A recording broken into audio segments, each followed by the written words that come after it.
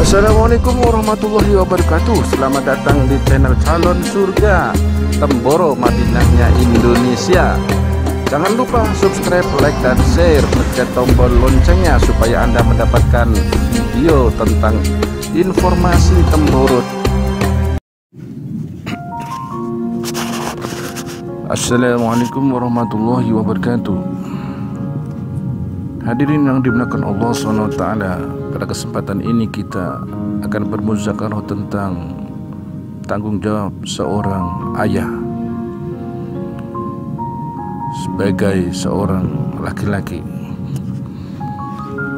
Hadirin yang mulia, Allah SWT berfirman dalam Al-Quran surat An-Nisa ayat 34. A'udzu billahi minasyaitonir rajim. Bismillahirrahmanirrahim. Ar-rijalu qawwamuna 'alan nisa bima faddalallahu ba'dahum 'ala ba'd wa bima anfaqu min amwalihim. Artinya kaum laki-laki itu adalah pemimpin kaum wanita karena Allah melebihkan sebagian mereka laki-laki atas sebagian yang lain, yaitu wanita, dan karena mereka menginfakkan sebagian harta mereka. Hadirin yang dimuliakan Allah SWT,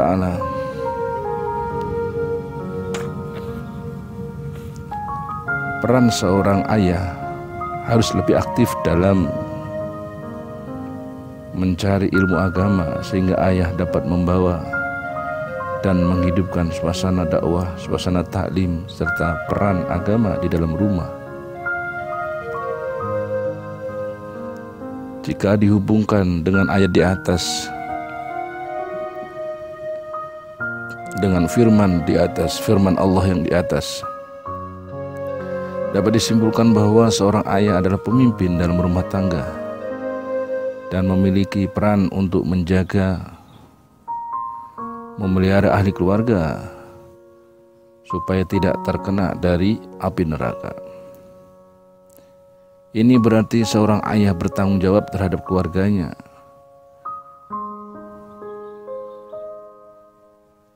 sehingga seorang ayah harus membuat suasana rumah menjadi suasana agama, sebagaimana seorang ayah bertanggung jawab atas nafkah untuk ahli keluarga, istri dan anaknya, maka seorang ayah juga bertanggung jawab terhadap suasana agama, ilmu agama yang ada di dalam rumah tangganya. Sebagaimana seorang ayah yang bertanggung jawab atas nafkah untuk ahli keluarga, istri dan anaknya, maksudnya seorang ayah akan bekerja untuk mencari nafkah adalah kewajiban seorang ayah. Setelah mendapatkan rezeki, akan digunakan, dibelanjakan untuk keperluan rumah tangga, dan keperluan tersebut akan dikelola dan digunakan oleh seorang ibu dan anak-anak di rumah.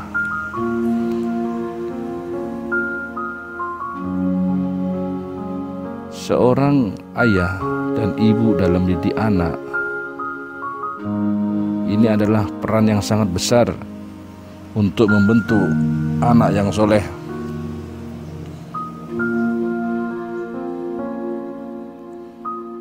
Tetapi bagaimanapun besarnya tanggung jawab seorang ayah, tetap seorang ibu adalah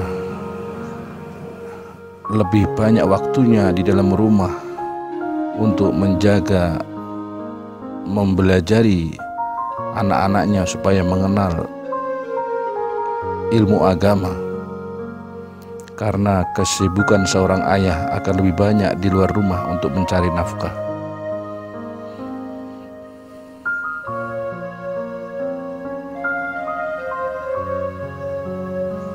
Namun karena seorang ayah lebih banyak di luar rumah, maka pelaksanaan harian di dalam rumah, program di dalam rumah akan dikendalikan oleh seorang ibu, sehingga ibu harus banyak berperan aktif di dalam rumah.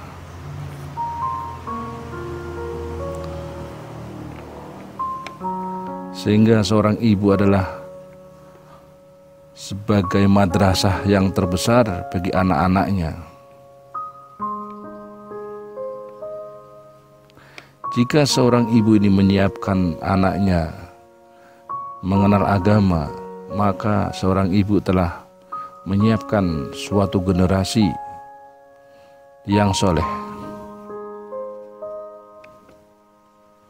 Tetapi jika ibu tidak menyiapkan anak-anaknya untuk mengenal agama, maka ibu telah menyiapkan generasi yang akan membuat kerusakan-kerusakan di mana-mana.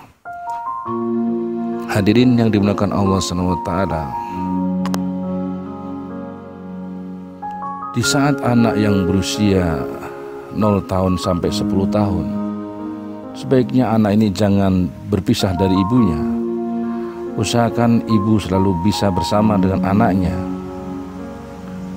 dan banyak menghabiskan waktu untuk anaknya, sehingga setiap hari dibimbing oleh ibunya dan disuasanakan agama oleh ibunya.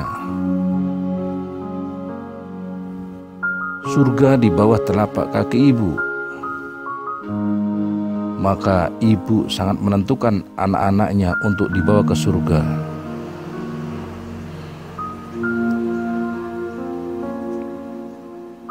Oleh karena itu, ibunya harus berpikir yang kuat, punya dasar ilmu agama yang kuat, sehingga pikirnya dapat mengarahkan anak-anaknya begitu kuat mengenal agama.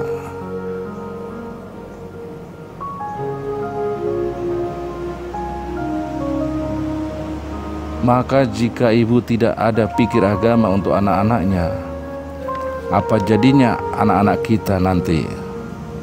Seperti yang terjadi di zaman saat ini, banyak kerusakan generasi muda di mana-mana karena ibu tidak mengarahkan anaknya terhadap ilmu agama sejak masih kecil. Selanjutnya, seorang ibu dalam sehari-harinya harus memastikan anaknya untuk belajar agama, karena sifat kekuatan dan ketabahan, ketekunan dari sifat sabar ini telah Allah SWT berikan kepada ibunya. Ibunya punya kelebihan yang luar biasa, yaitu ketabahan, lemah lembut, dan ini adalah modal dasar untuk mendidik anak-anaknya. Ini sudah dibuktikan, yaitu seorang ibu telah mengandung bayinya selama 9 bulan 10 hari. Dalam proses mengandung bayinya, maka banyak ketabahan, kesabaran, kelembutan yang diberikan kepada bayinya menghadapi ujian-ujian sebelum melahirkan. Bahkan ketika melahirkan, seorang ibu bertaruh nyawa, kemudian menyapihnya selama 2 tahun. Jadi jelas sifat ini sudah dimiliki oleh seorang ibu, sehingga ibu punya modal besar untuk mendidik anaknya menjadi anak-anak yang soleh. Ibunya pun harus dengan semangat dan kesabaran yang sangat kuat dalam mendidik anak di rumah. Ibu punya potensi yang besar, yaitu dengan kelembutannya, dengan rayuannya, dengan bujukannya, dengan pujiannya.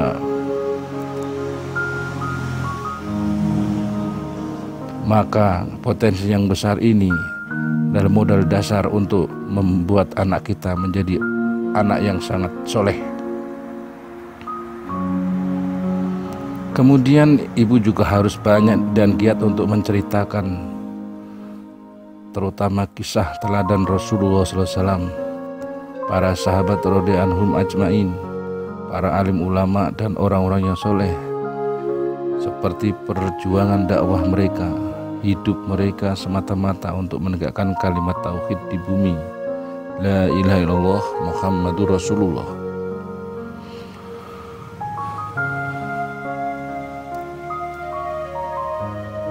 Sungguh suatu teladan yang sangat indah, yang insya Allah akan menginspirasi anak-anak kita untuk hidup semata-mata mencari ridho Allah, dan anak akan bersemangat untuk menjadi orang-orang yang soleh karena ibunya menceritakan tentang kisah-kisah orang-orang yang soleh.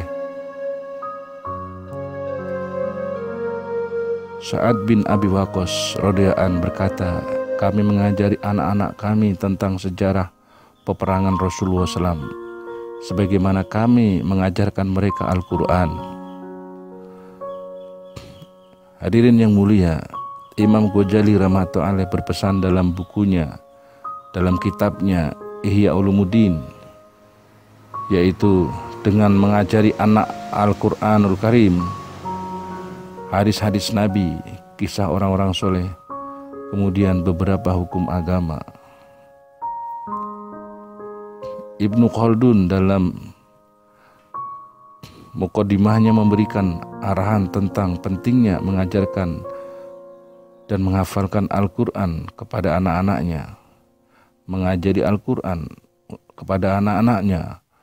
Beliau menjelaskan bahwa mengajari Al-Quran kepada anak adalah fondasi yang paling awal untuk mempelajari semua metode pembelajaran yang ada di berbagai negara di Islam, karena ia adalah syiar agama yang bisa mengokohkan akidah keyakinan pada diri seorang anak. Assalamualaikum warahmatullahi wabarakatuh. Selamat datang di channel Calon Surga Temboro Madinahnya Indonesia. Jangan lupa subscribe, like, dan share, pencet tombol loncengnya supaya Anda mendapatkan video tentang informasi Temboro. Assalamualaikum warahmatullahi wabarakatuh. Nahmaduhu wa nusalli wa nusallimu ala rasulil karim, amma ba'd. Hadirin yang dimuliakan Allah SWT, kita lanjutkan kembali dengan topik yang sama dengan kemarin, yaitu bagaimana mendidik anak supaya menjadi anak yang soleh dan solehah. Hadirin yang mulia, kemarin telah kita bahas tentang proses pendidikan anak di dalam keluarga, yang mana anak ini dari mulai kecil sudah dibiasakan dengan akhlak yang baik, sopan santun, bahasa yang baik, dan tugas-tugas yang diberikan kepada anak itu yang sifatnya adalah untuk membentuk sifat yang mulia. Dan sifat yang mulia inilah modal dasar nanti anak akan mencari ilmu agama Islam di pondok pesantren. Sehingga jika anak ini masuk pondok pesantren, dia akan bisa menerima ilmu itu dengan mudah dan bisa diamalkan. Hadirin yang dimuliakan Allah Subhanahu wa taala, pendidikan anak di dalam keluarga ini sangat penting sekali. Kenapa? Karena anak ini akan bergaul di luar rumah. Jika anak di dalam keluarga tidak dibentengi dengan akhlak, ilmu agama, maka anak ini nanti akan terjebak dengan lingkungan di sekitarnya. Saya misalkan adalah seperti ikan yang hidup di lautan yang sangat luas. Di dalam laut itu air semuanya asin. Air laut itu semuanya asin. Tetapi ikan-ikan yang hidup di dalamnya, ikan itu tidak menjadi asin sebab air yang asin itu.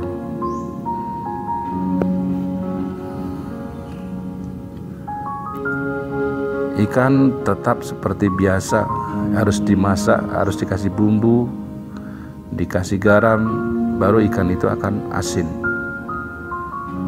Dan ikannya sendiri aslinya itu walaupun hidup di dalam air yang bertahun-tahun, itu ikan itu jasadnya tidak asin. Ini adalah permisalan anak didik kita di dalam rumah. Walaupun lingkungan kita, masyarakat kita ini kurang bagus, anak-anak sekitarnya itu kurang bagus, tidak ada pendidikan, tetapi kalau anak-anak kita bentengi, kita didik dengan benar,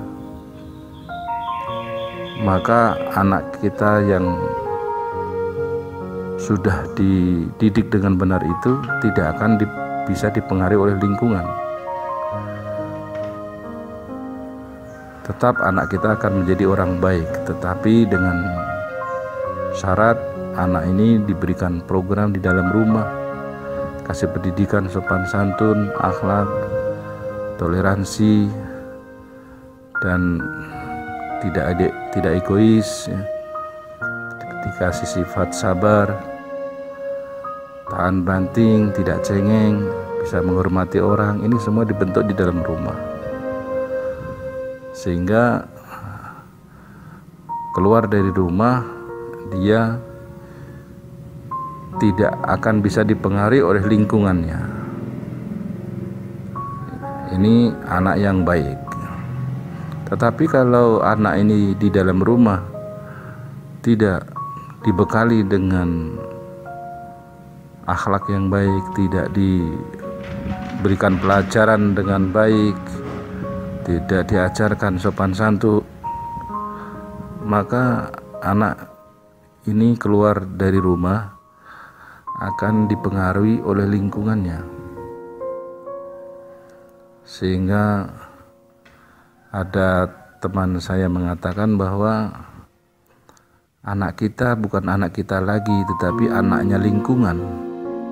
Mengapa? Karena dia lebih menuruti temannya, dia lebih taat kepada teman-temannya daripada orang tuanya. Ini kita sudah kecolongan kalau seperti ini.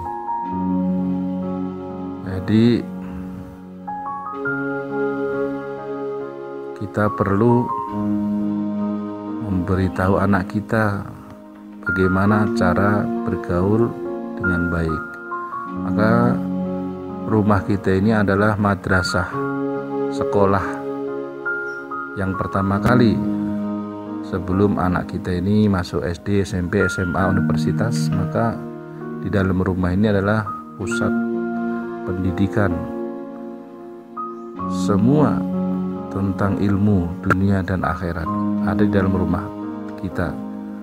Sehingga orang tua harus bisa seperti seorang guru. Kalau anak kita ini umurnya TK, maka kita harus bisa seperti guru TK. Kalau anak kita ini sudah SD, maka kita harus bisa menjadi guru SD di dalam anak-anak kita sendiri. Kalau anak kita sudah umur SMP, maka kita harus bisa menjadi seorang guru SMP yang baik. Kalau anak kita sudah berumur umur SMA atau 17 tahunan, maka kita harus bisa menjadi seperti guru SMA. Kalau anak kita sudah universitas, maka kita harus bisa menjadi seperti seorang dosen. Kalau kita bisa mengimbangi seperti ini, maka anak kita akan tumbuh menjadi anak yang baik. Anak ini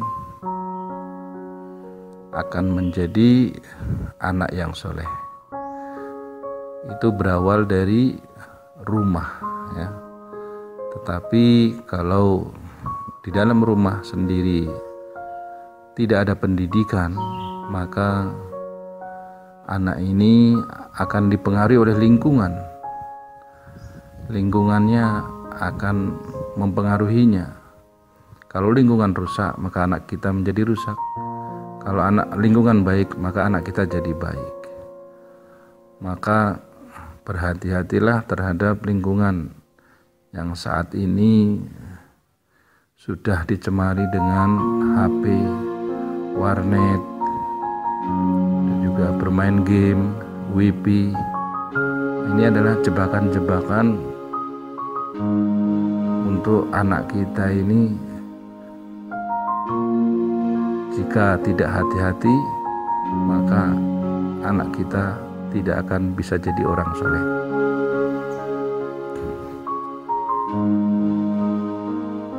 Kalau yang bagus adalah anak ini tidak boleh dipegangin HP, karena HP ini sangat berbahaya walaupun HP itu jendela dunia, tetapi anak ini belum bisa membedakan mana positif dan mana negatif. Yang bisa membedakan adalah orang tuanya, sehingga anak belum layak dipegangin HP. Jika dipegangin HP, maka harus dikontrol, dikasih kunci, password, nanti yang buka nanti bapak ibunya, dan diajari cara membuka HP, baca Bismillahirrahmanirrahim, dan dikontrol anak ini sedang membuka cerita apa gitu. Orang tuanya harus tahu. Tapi sebaiknya anak-anak SD ini belum layak untuk megang HP, karena belum bisa membedakan mana yang baik, mana yang buruk. Kalau Anda sudah kecanduan dengan HP, maka dia akan malas segalanya. Kecanduan main game akan malas segalanya. Mengaji malas, belajar malas, sekolah pun malas, semua malas. Inginnya bermain game atau mendengar, melihat cerita macam-macam lah yang saat ini kurang bagus untuk pendidikan anak.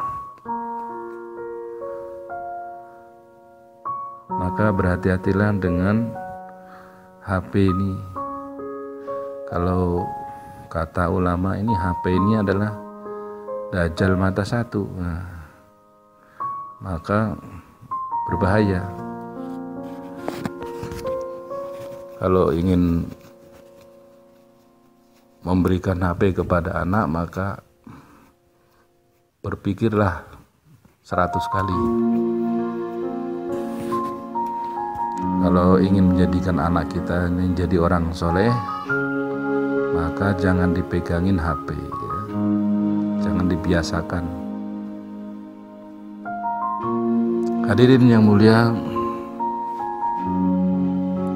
ini sekilas tentang muzakarah pendidikan anak. Dan yang paling terpenting adalah diajarkan sholat, terutama sholat 5 waktu, zuhur, asar, maghrib, isya, dan subuh. Dan anak ini dididik sholat di rumah bersama ibunya.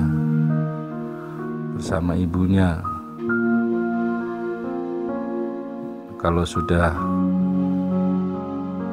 agak besar sedikit ya, sudah kelas 2, kelas 3 SD ya, seandainya ikut ke masjid, maka dikontrol anak ini jangan sampai berlarian kemana-mana, harus di sampingnya, di samping bapaknya,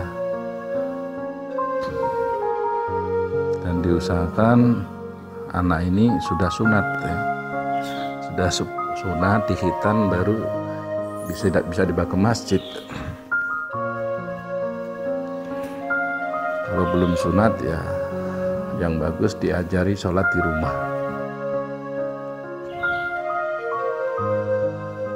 Terus selanjutnya bagaimana anak ini selalu mengaji ya, mengaji Al-Quran dengan bapak ibunya. Kalau bapak ibunya nggak bisa ya dengan ustadz di sekitarnya, mulai dari kecil, karena dari kecil ini semua ilmu mudah masuk, tapi kalau sudah besar udah agak sulit untuk bisa masuk di otaknya.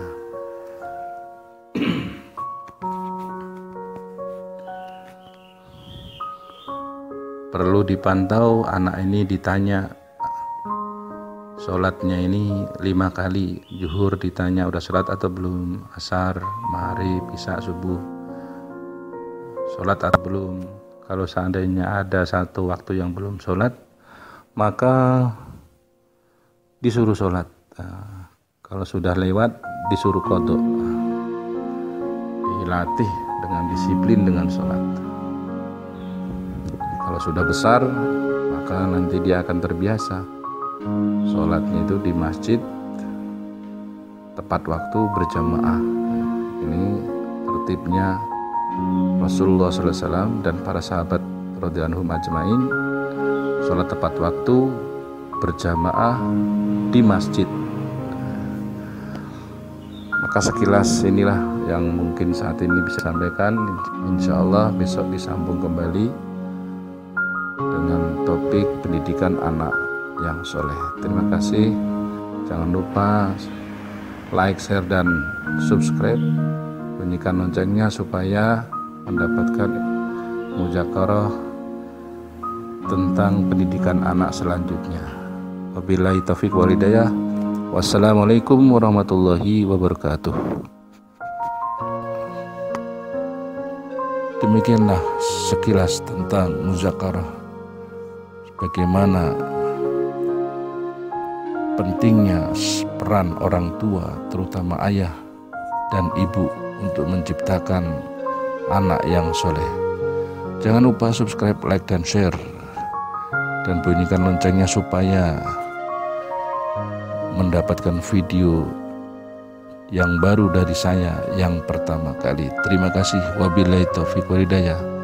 Wassalamualaikum warahmatullahi wabarakatuh.